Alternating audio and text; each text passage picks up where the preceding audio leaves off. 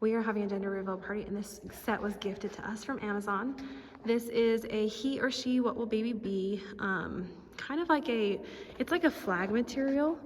It's like a nice thin fabric. We did steam this. It came a little bit on the wrinkly side. You can still see a few lines in there, but I think our party's tomorrow, so I think it'll hang and it will be good in the morning. So we also had this balloon arch, which is so cute. It came with all these balloons. So we have pink, blue, clear with pink dots inside, clear with blue dots. And then we have these cute little stars. We have both pink and blue.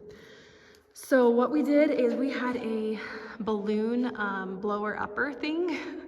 So we did not blow these up ourselves. These little ones were a little difficult for us to do. We actually ended up sticking a straw down there and blowing it up just manually, and that actually worked pretty good.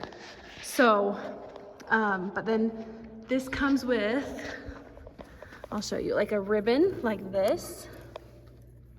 And the ribbon is great because you can stick the balloon ends in there and it holds them in there. So this is the length of the balloon arch. That was the front.